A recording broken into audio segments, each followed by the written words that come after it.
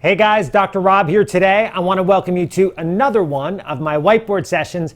And today we're going to talk about the four vegetables that you should eat cooked versus raw. I'm a huge advocate of raw vegetables and raw dieting at times, but there are definitely times when you need to eat your veggies cooked. So let's cover it. But before we do that, please take a moment, hit the subscribe button, hit the share button, hit the notifications button so you and I can stay in touch as these new videos come out. All right, so let's talk about the four veggies and why you should have them. So the first one is spinach. The reason why you cook spinach, and the best way to cook it, by the way, is boiling it for 1 minute and straining out the water. Boil it with some filtered water. The reason why is spinach is very high in oxalates. Oxalates are like, imagine little shards of glass, sharp compounds that they have the potential of increasing the inflammation in your body. Most kidney stones, for example, that occur in a person's body are calcium oxalate crystals. It's irritating, it's damaging, it's not good. Boiling spinach removes probably about 80% of the oxalates. In addition to that, when you boil your spinach for about 1 minute and then strain it, the available amount of calcium can increase by 300%. Now, what do I mean by that? It's not like the spinach magically gains calcium. There's a certain amount of calcium in the spinach, but only about, like, for example, in a big cup, maybe about 9, or in a big serving, only about 95 milligrams are available. Meaning your body cannot absorb any more of it because it's bound to anti-nutrients like oxalates. However, when you boil it for a minute, you get rid of the anti-nutrients and you take the amount of calcium available from 95 milligrams up to about 300 milligrams, which is tremendous.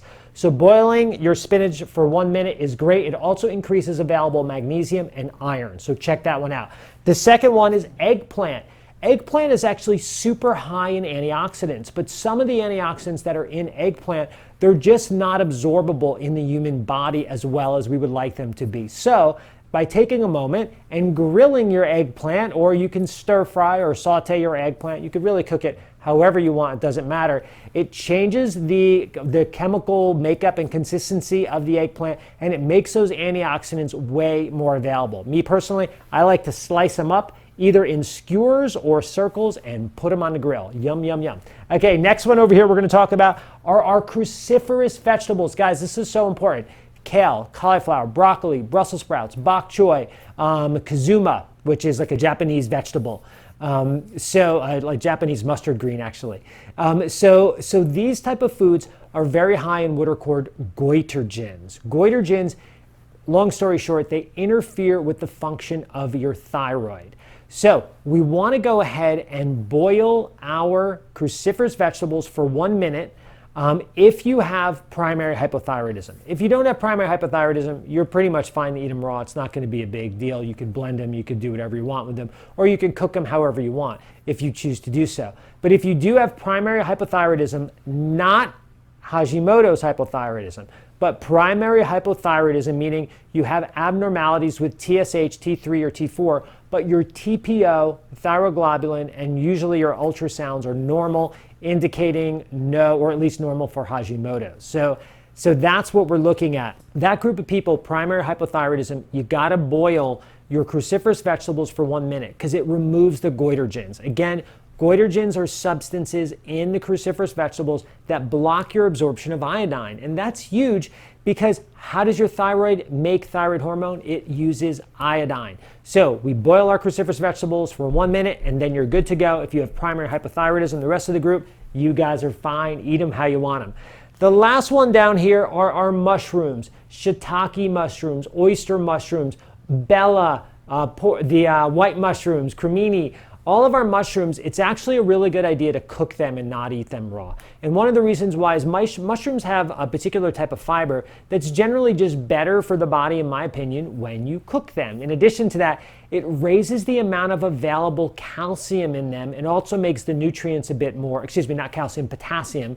It raises the amount of available potassium in the mushroom, and it makes the nutrients in the mushroom much more absorbable, or definitely more absorbable. So you're gonna wanna cook them. You can saute them, you can grill them, you can do whatever you want with them. I couldn't imagine boiling them, that would be pretty gross. But you can cook them how you want. And by the way, to get back to the cruciferous vegetables for a minute, let's say you took your kale or let's say you took some broccoli and you boiled it for a minute, emptied out, strained out the water. See, we got rid of a lot of the goitrogens, and then you went ahead and stir fried it because you wanted to stir fry it with whatever you want to stir fry it with, maybe some chicken or some fish or some shrimp or something like that. So if you did that, that's perfectly fine. You can do that. It's not a problem to cook it however you would like to make it more palatable. However, you don't have to do that either. You could do whatever you want, but just know after boiling them for a minute, you're good. So I hope that helped. Guys, again, please share, hit the notifications button, hit the subscribe button, and I'll see you at the next whiteboard session. Thanks. Bye.